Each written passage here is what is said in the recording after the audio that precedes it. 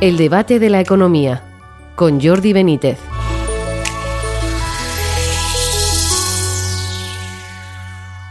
Bienvenidos al debate de la economía. La suspensión de los aranceles durante 90 días, excepto en China, por parte de Donald Trump, ha disparado las bolsas. Hay quien lo ve como una estrategia y quien lo ve como una marcha atrás. Hablaremos sobre ello a continuación con nuestros contertulios. Mientras tanto, China reacciona aumentando sus aranceles sobre Estados Unidos y siembra dudas con sus ventas de bonos estadounidenses y sus consecuencias. ¿A dónde va a llevarnos esta escalada? ¿A una guerra comercial en toda regla o en algún momento, más bien pronto, parará después de las negociaciones? Muchos temas y de mucho calado que comentaremos ahora con nuestros contertulios, a los que también preguntaremos qué sentido tiene el viaje de Sánchez a China. Hoy tenemos con nosotros a Carlos Rodríguez Brown, catedrático de la Universidad Complutense. Bienvenido. Hola, ¿qué tal? ¿Cómo estás? ¿Qué tal? Muy buenos días. Y a Lorenzo Bernaldo de Quirós, presidente de la consultora Free Market Corporate Intelligence. Bienvenido, Lorenzo. Muy buenos días. Muy buenos días, ambos. Oye, pues vamos con los aranceles, claro, que es el tema del momento, lógicamente, del que todo el mundo habla, ¿no?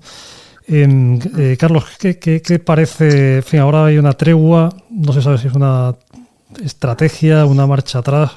En fin, ¿qué sentido tiene todo esto? ¿Cómo ves la evolución que va tomando? Yo creo que hay dos posibilidades. Una, que sea lo que parece. y la otra es que Trump sea lo que él dice que es. Empecemos por la primera. Lo que parece es una cosa malísima, no solamente porque los aranceles sean malos, que ya sabemos que siempre son malos, sino que además parece un tipo arbitrario, una persona que no responde más a incentivos, salvo cuando los mercados se le dan la vuelta y cosas así, pero que no tiene una estrategia, digamos, que no tiene un plan. Esa sería la primera posibilidad, que nos conduce a un mundo incierto, pero donde no hay que descartar una carrera arancelaria, una carrera proteccionista que sería pues dañina para todo el mundo. Esa es la primera posibilidad. La segunda posibilidad es que Trump sea lo que él dice de sí mismo y que nadie le presta atención. Como es un bravucón y un patán, pues nadie le presta atención a lo que él dice, ¿no? Y lo que él dice de sí mismo es un negociador. Y lo que quiere es resituar la cuestión del proteccionismo en otros términos, y para lo cual pues va a adoptar una estrategia distinta a la que adoptaron otros presidentes, que a veces se nos olvida. Obama le decía al mundo cosas que no son muy distintas a las que dice Trump. Por ejemplo, con la defensa, Obama le decía a los europeos: oye, tenéis que pagar, no podéis actuar de free riders, ¿no? de polizones. Lo que pasa es que, como lo decía amablemente, era progre y tal, pues la gente yo creo que no le hacía mucho caso. Pero ahora vino este hombre y entonces parece que es un hombre más serio. Si esta segunda posibilidad es la que finalmente se produce y hay una negociación, el escenario yo creo que es mejor. Lorenzo, ¿tú en qué lado te sitúas? ¿En que es lo que parece o es lo que Trump dice que es? Es decir, que tiene sentido eso, que sea un negociador, que quiere poner las cosas en su sitio y demás. Bueno, yo creo que Forrest Trump es absolutamente imprevisible su comportamiento. Es decir, lo que ha dicho el profesor Rodríguez Brown es bastante exacto. Vamos a ver, si apelamos un poco a la historia del personaje, él ha sido siempre un firme partidario de los aranceles, pero no solo como un elemento táctico, estratégico de presión para que los países con barreras arancelarias más altas los bajen y, por lo tanto, a través de la negociación ir a un escenario de libre comercio. Él ha creído que el proteccionismo es un mecanismo de crecimiento económico para Estados Unidos, como lo simboliza en su héroe, el presidente McKinley, que lo llamaban el rey de los aranceles, en su primera etapa presidencial. Dicho eso, se ha llevado una sorpresa enorme, es decir, porque la reacción que han tenido los mercados esta semana, con unas caídas espectaculares de la bolsa, lo que te estaban anticipando es el riesgo claro de una contracción de la economía global y incluida, por supuesto, la norteamericana. Entonces, yo creo que más que una táctica, que es lo que dicen los trumpianos, que listo es, los ha dado un jaque mate y ahora se abre un proceso de negociación, yo creo sencillamente que al presidente norteamericano le ha salido el tiro por la culata y se ha encontrado una reacción de los mercados absolutamente horrible. A eso hay que unir un factor que es muy importante. Nos dicen las como dicen aquellos, fuentes americanas bien informadas, dicen que existe un sentimiento clarísimamente en el Partido Republicano de que si esta situación persiste va a sufrir una catástrofe en las elecciones del medio término, ¿no? De las elecciones, lo cual influye. En segundo lugar, hay otro elemento que se olvida y que no es perceptible en España. Todos los think tanks que apoyaron a Trump durante estos años y que han sido claramente republicanos están todos absolutamente y ferozmente en sus páginas, Hoover Institute, American Enterprise Institute, en contra absolutamente de la subida de aranceles. Entonces, yo creo que aquí hay una mezcla de intereses políticos, claramente, y de resultados económicos que le han hecho rectificar. Dicho eso, de entrada mantiene el arancel general del 10% y los aranceles específicos más altos que ha establecido a los coches, al aluminio y al acero. ¿Qué va a pasar en estos 90 días? Solo los dioses lo saben, porque es que es bastante absurdo. Ha impuesto aranceles a Corea del Sur, Israel y Australia, por ejemplo, que tienen tratados de libre comercio en Estados Unidos por los que imponen aranceles a las importaciones americanas inferior al 1%. Es imprevisible este hombre. Entonces, yo creo que se abre en efecto un periodo potencial de negociación que sería bueno, pero la incertidumbre persiste porque el Trump es imprevisible y arbitrario. Carlos, mirando las reacciones, o sea, pensando, por ejemplo, en China, bueno, está quedando ahí como un poco de fondo esta cuestión de la venta de bonos, ¿no? Que, bueno, no se sabe hasta qué punto pues tiene una gran importancia, ¿no? Pues la deuda es el principal tenedor, el segundo principal tenedor extranjero, China, si no me equivoco, de deuda estadounidense, pero bueno, es un 3% en total. En fin, ¿esto hasta qué punto pues tiene importancia y puede ser una guerra de deuda soberana que sea a lo mejor más importante que la actual o no tiene gran importancia? ¿Qué te parece? Yo creo que sí, claro. Yo creo que tiene mucha importancia. Eso es una de las diferencias de nuestro tiempo. Quiero decir, aquí tenemos unas situaciones ascendísticas muy complicadas en todos los países y particularmente en Estados Unidos. Tiene una deuda muy abultada y un déficit muy abultado. Estamos acostumbrados a pensar en Estados Unidos como si fuera un buen alumno, digamos, o incluso que fuera un país liberal. Y sabemos que, y don Lorenzo sabe mejor que nadie que esto es una pura ficción, ¿no? Entonces, por supuesto que hay un problema de deuda. No es solamente americano, pero desde luego es un problema americano.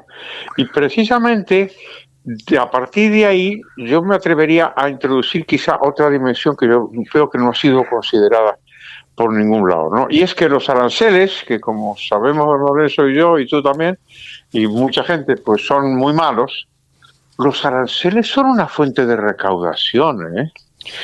Entonces habría que pensar si además, si en el fondo, digamos, de toda esta gran pelea, no puede haber un acuerdo implícito entre muchos países en llegar al final de este proceso imponiendo un arancel, digamos, que pueda parecer moderado, digamos un 10%, un 15% o lo que sea, una cosa así, y entre tanto han conseguido jorobar a todo el mundo obligándole a pagar más caro por sus productos y han conseguido una fuente de recaudación en un momento en donde la sensibilidad fiscal de la gente pues es mayor que antes y la sensibilidad con respecto a los aranceles es mayor que antes. Así, en ese sentido yo creo que el liberalismo ha conseguido algunos triunfos. Ahora, si se suben los impuestos de manera explícita, los políticos suelen perder las elecciones, y ellos lo saben. Entonces, esto es un mecanismo para conseguir recaudar un poco más, creo. Sí, adelante. Maquiavélica explicación que ha dado el profesor Rodríguez Baum, que me parece muy interesante. Es decir, vamos a ver, yo creo que al margen de la peli general de los aranceles, que lo que refleja es un desconocimiento profundo de cómo funciona el comercio internacional, etc., y estas cosas que decimos, lo cierto es que existe un consenso en Estados Unidos que es el único consenso bipartisán o bipartidario que hay, que es que el enemigo y el problema es China. Entonces yo creo que ahí la escalada comercial y política entre China y Estados Unidos va a persistir. Y es más, si un Trump, que es un personaje del viejo oeste, de las películas de Sin Perdón, podría ser el sheriff de Sin Perdón, ese matón glorioso, pues claro, es decir, si tiene que dar marcha atrás o va a dar marcha atrás con el grueso de los paquetes arancelarios respecto a otros países, no lo va a dar bajo ningún concepto como lo estamos viendo respecto a China.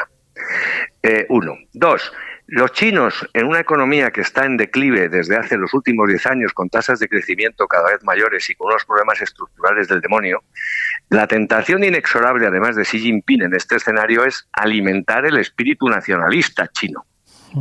Y en ese escenario, los chinos, como estamos viendo, tampoco van a dar marcha atrás. Entonces yo veo una escalada clara de conflicto entre los dos.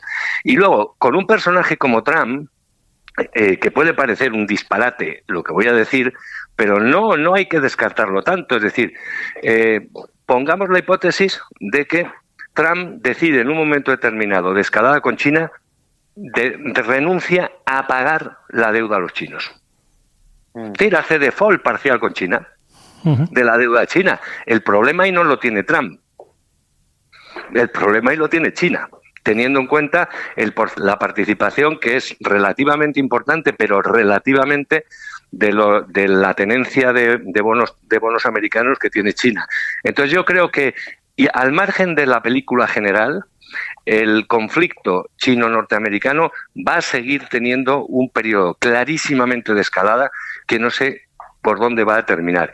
Y en ese sentido, nada tan maravilloso, tan glorioso y tan estupendo como el viaje de Marco Polo Sánchez a China para convertirse en el gran lobista del Imperio Celeste en Europa. Es un genio, desde luego.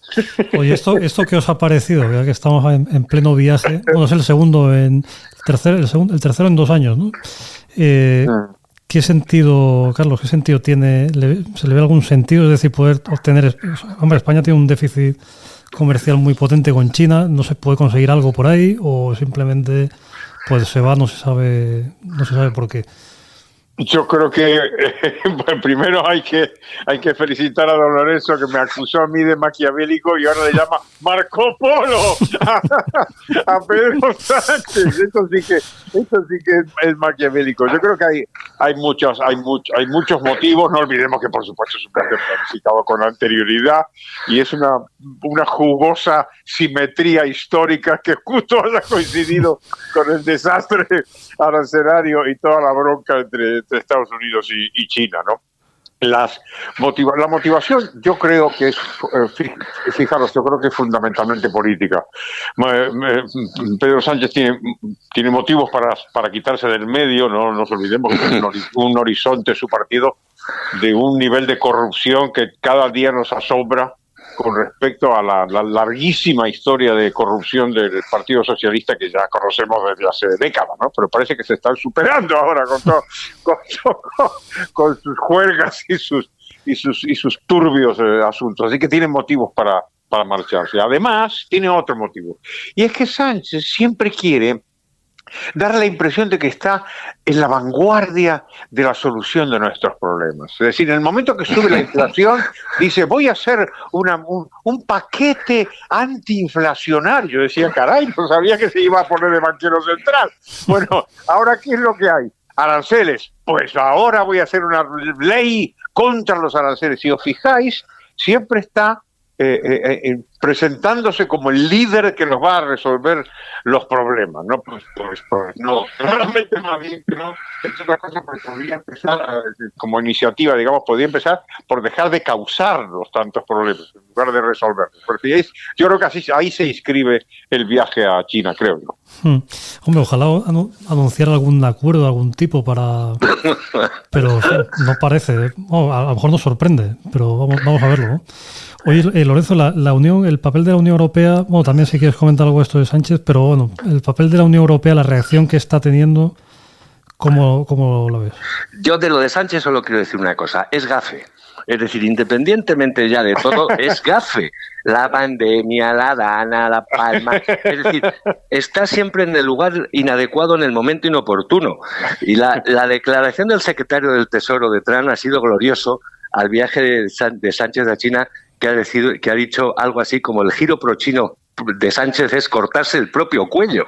Pero bueno, bromas aparte. El tema de la Unión Europea, es decir, la Unión Europea tiene sus problemas propios. Es decir, que no hay que olvidar. Es decir, tenemos un continente que está inmerso absolutamente en un modelo socioeconómico en el que la libertad económica y la disciplina macroeconómica han desaparecido, y Europa está en un escenario claro de declive económico desde hace mucho tiempo. Bien, si a ese escenario en efecto se le añade un potencial shock de oferta derivado de una subida sustancial de los aranceles, el panorama económico europeo es muy negativo. Dicho eso, si nosotros respondamos con represalias, entre comillas, comerciales, a una hipotética subida mayor de la que se ha producido hasta ahora de los aranceles, es pegarse un tiro en el pie. Es decir, los primeros perjudicados por los aranceles no solo son los que los sufren, sino obviamente los que los imponen. Y a Europa no le interesa absolutamente, en mi opinión, para nada, entrar en una guerra comercial por Estados Unidos. Al contrario, si Trump persiste en su estrategia arancelaria, una política inteligente europea, lo que quiere decir un ente de la razón, porque es una cosa inexistente, sería al revés, intentar promover acuerdos de libre comercio con los estados castigados por los aranceles trumpianos, los países prooccidentales del sudeste asiático, Latinoamérica, etcétera, etcétera, etcétera. ¿Es posible hacer eso? Muy complicado en un continente tan dividido y con una comisión que es un auténtico disparate. Carlos, terminamos contigo preguntándote también por esta cuestión de la Unión Europea, de la reacción, de cómo la ves. Y más allá de esto, quería preguntarte por tu visión no sé si se puede mirar un poco futuro de cómo puede afectar eso al panorama comercial global. En el sentido de que, pues ha habido una globalización hasta ahora, que ahora empieza un enfrentamiento entre países, entre bloques. Si crees que esto, efectivamente, va a cambiar mucho el panorama y en qué sentido puede hacerlo de cara, a unos años en el futuro. Pues fíjate, en el caso de Europa se da una circunstancia bien curiosa, y es que, estando de acuerdo totalmente con lo que decía don Lorenzo sobre la languideciente economía europea y el desastroso impacto que podía tener una guerra arancelaria, hay alguien que comentaba, no sé si en español, no recuerdo bien, con gracia, que en este caso particular nuestra burocracia nos ha hecho un favor, porque la reacción ha sido más bien tardía, o sea que le ha dado tiempo a los europeos para ajustarse a los bandazos que da Trump y no quedar demasiado en ridículo. Entonces, creo que es una editorial de expansión. Decía, Europa está entre Japón y China, digamos. China, la más agresiva con respecto a Trump.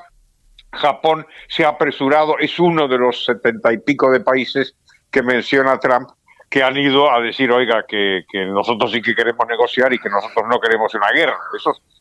Si son 75 países, son muchísimos países, y eso me da a mí una nota de optimismo para abordar tu segunda pregunta, Jordi, y es ¿qué es lo que puede pasar? Si hay tanta gente y hay tantos países que de verdad no quieren el conflicto, al margen de lo de China y lo que decía don Lorenzo, que yo creo que tiene razón, pues entonces ahí podemos mirar el futuro quizá no con una visión tan lúgubre como a primera vista podría parecer. Muy bien, pues hemos llegado al final del programa. Muchas gracias a Carlos Rodríguez Brown, a Lorenzo Bernardo de Quirós y a ustedes por seguirnos, y les esperamos en una próxima edición del Debate de la Economía.